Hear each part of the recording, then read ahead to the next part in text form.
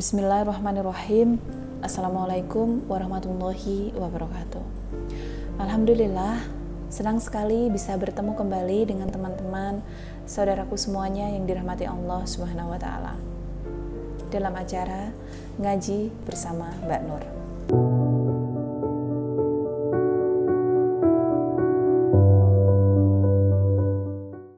Saya doakan semoga teman-teman diberikan segala bentuk kemudahan, kesuksesan, kekayaan, kemuliaan, dan kesehatan dari Allah Subhanahu wa Ta'ala, serta semakin dekat kepadanya. Amin, amin, Allahumma amin.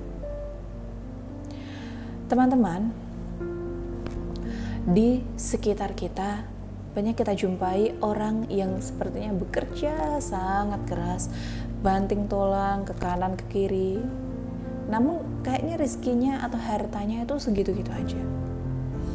Udah kerja dari pagi sampai tengah malam, sampai jarang sekali bersendaguro dengan keluarga, diundang hajatan tetangganya sampai gak datang karena saking sibuknya bekerja keras.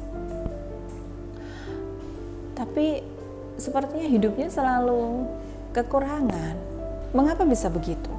Ini karena hidupnya gak berkah, sehingga rezekinya nyangkut, alias dia menghalangi masuknya rezeki dalam hidupnya.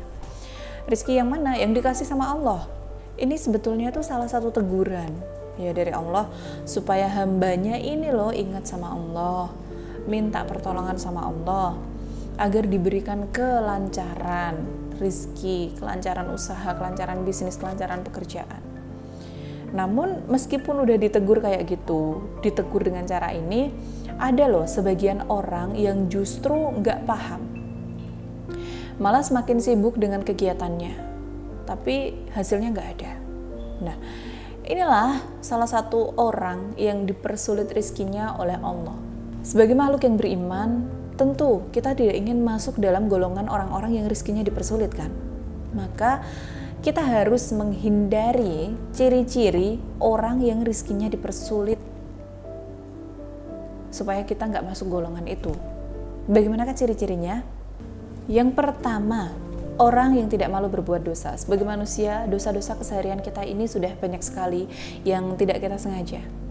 Padahal kita sudah sangat berhati-hati untuk menghindari dosa-dosa itu. Namun, terkadang namanya manusia, ya pastinya melakukan kesalahan gitu loh. Tapi ada loh orang yang dengan santainya melakukan dosa dan tidak kepikiran setelah melakukan itu, gitu. Tidak istighfar setelah melakukan itu, bahkan dengan pede gitu aja gitu loh. Seperti apa? Menggibah, tidak melakukan kewajiban sebagai seorang hamba Allah, korupsi, menghardik anak yatim, dan lain-lain. Itu kayak dilakukan biasa aja dengan mudah.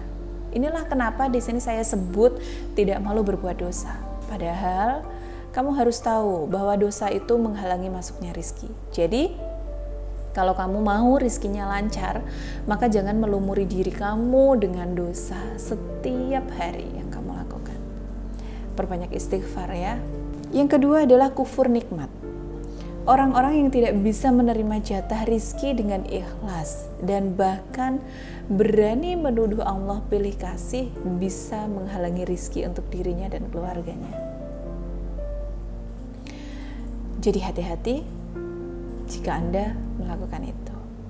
Ciri orang yang ketiga nih yang dipersulit rizkinya, suka menyakiti orang lain.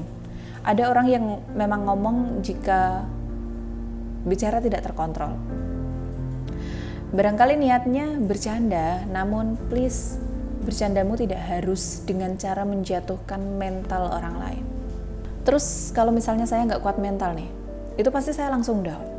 Tapi kalau saya sih, saya diciptakan sama Allah. Kalau kamu terganggu dengan bentuk fisik saya, ngomong ke Allah, jangan ngomong ke saya, jangan menghina saya gitu loh. Ngomong ke Allah, karena saya diciptakan seperti ini ya oleh Allah gitu loh. Tahu nggak kalian, kalau ada orang yang mentalnya nggak kuat, kamu omongin kayak gitu, bisa saja dia berpikir untuk operasi mancungin hidung. Supaya apa? Supaya dia mancung dan membuatnya pede. Dan kamu harus tahu bahwa merubah ciptaan Allah itu dosa.